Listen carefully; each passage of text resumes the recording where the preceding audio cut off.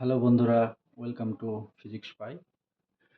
আজকে আমরা West Bengal school service কমিশনের 2025 সালের বিষয় ফিজিক্স এর অনার্স এবং পিজি লেভেলের স্ট্র্যাটেজি সম্পর্কে কিছু কথা জানব। দীর্ঘদিন পর আমাদের স্কুল সার্ভিস কমিশনের এক্সাম হচ্ছে।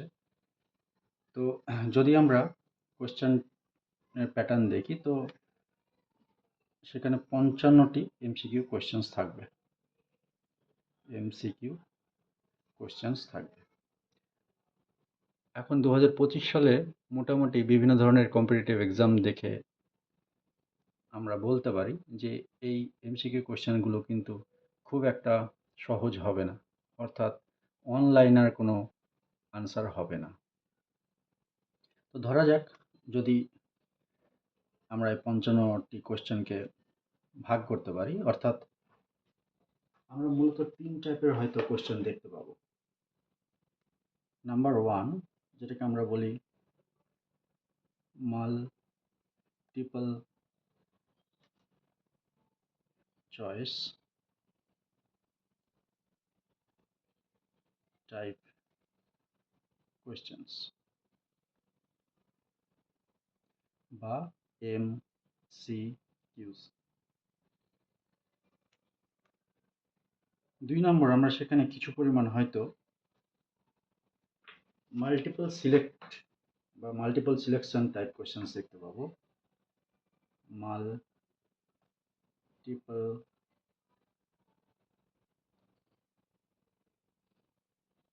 সিলেকশন টাইপ কোয়েশ্চেন্স বা এমএসকিউ। তার সঙ্গে খুব ছোট ছোট কোয়েশ্চেন থাকবে, কিন্তু নিউমেরিক্যাল আনসার টাইপ কোয়েশ্চেন্স, অর্থাৎ নিউমেরিক্যাল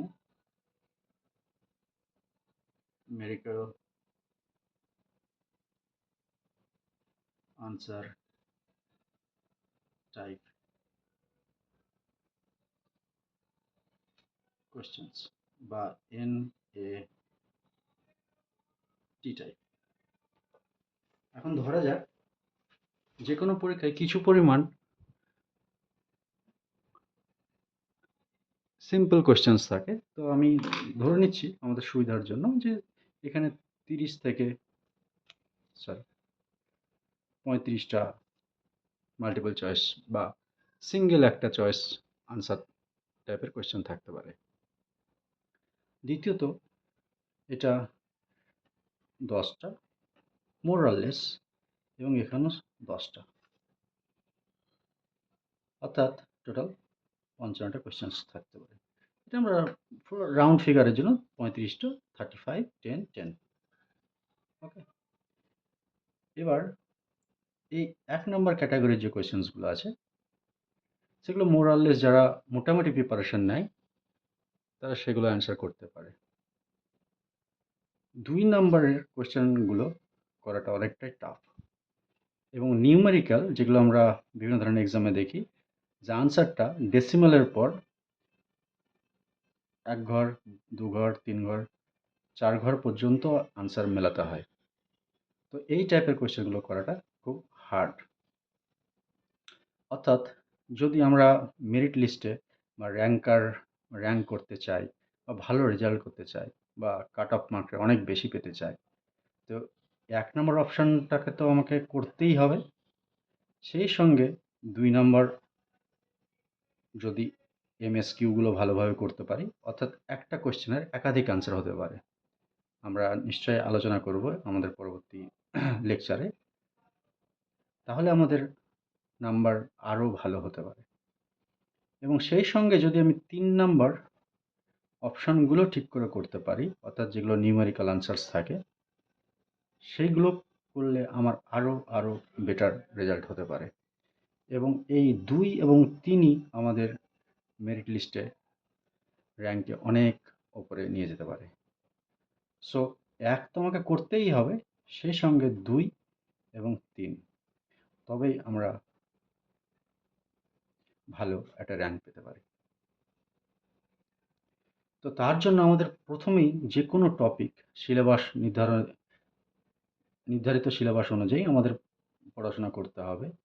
এবং প্রথমেই বলবো, নোট ছাড়া মূলত রেফারেন্স বুক, যেগুলো আমরা বিএসসি এবং কোনো ক্ষেত্রে এমএসসিতে করেছি, সেই সঙ্গে স্কিল ডেভেলপমেন্টের জন্য আমাদের নেট, জ্যাম,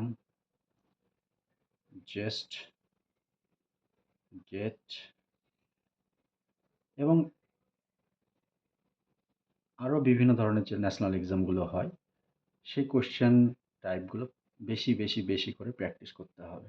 যেখানেই আটকাবে আবার রেফারেন্স বুকে ঘুরে যাও, রেফারেন্স বুক খুঁটিয়ে পড়ো এবং সেখান থেকে তুমি তোমার আনসার নিজে বের করে নিয়ে আসো। হয়তো অনেকে বলবে যে এই ন্যাশনাল এক্সামগুলোতে অনেক মার্কের হয়, অর্থাৎ এক একটা কোয়েশ্চেন 5 মার্ক, 3.5 মার্ক বা 2 মার্কের হয়। সেগুলো পড়ে আমি কি করব? মূলত আমাদের ব্রেনের ক্যাপাসিটি বাড়ানোর জন্য, অর্থাৎ খুব তাড়াতাড়ি ক্যালকুলেশন করার জন্য, 2-3 লাইনে ক্যালকুলেশন করার জন্য আমাদের কিন্তু এগুলো করতেই হবে। অনলাইনে অনেক রিসোর্সেস আছে, শুধুমাত্র কোশ্চেন্সগুলো ডাউনলোড করবে, সেখান থেকে তোমরা সেগুলো নিজের খাতায় হাতে লিখে লিখে প্র্যাকটিস করবে। ওকে? বই পড়ার থেকে বিকল্প কিছু নেই, এই কথাটা হয়তো অনেকবার অনেকজন অনেকভাবে বলেছে। আবারও বলছি, তুমি যেই সব বই বিএসসি বা এমএসসিতে পাতি ফলো করেছো এবং পড়েছো দীর্ঘদিন ধরে, সেগুলোকে খোলো। সময় হয়তো অনেকে বলবে খুব কম, কিন্তু প্রত্যেকটা টপিক ধরে ধরে তোমাদের লক্ষ্য যদি নিশ্চয়ই এসএসসি পাওয়া হয়, তবে তোমাদের প্রতিটা চ্যাপ্টার ধরে ধরে পড়তে হবে এবং তার জন্য তোমাদের যথেষ্ট সময় বরাদ্দ করতে হবে। সে আমরা ঐকিক নিয়মের পড়েছি না, যে 10 জন লেবার একটি কাজ 10 দিনে করতে পারে। তোমাকে যদি একদিনে সেই সমপরিমাণ কাজ করতে হয়, তাহলে তোমাকে সেই মতো সময় দিতে হবে। জাস্ট আমি রেফারেন্সের জন্য বললাম, এর মধ্যে আবার হাস্যকর ব্যাপারও থাকতে পারে। তা আমরা প্রতিদিন বিভিন্ন চ্যাপ্টারের এই 3 ধরনের কোশ্চেন এখানে সলভ করব। কিছু কোশ্চেন আমি হাতে সলভ করে দেবো এবং কিছু কোশ্চেন তোমরা নিজেরা করবে। তোমাদের ডাউট থাকলে কমেন্ট বক্সে অবশ্যই জানাবে এবং ক্লাসের শেষে তোমাদের রেফারেন্সের জন্য আমি হয়তো পিডিএফগুলো দিয়ে দেবো। আবারও বলছি, তোমরা ভালোভাবে প্রিপারেশন নাও। দিনে যার যতটুকু পড়া সম্ভব, যেভাবে পড়া সম্ভব, কারণ সময় খুবই কম।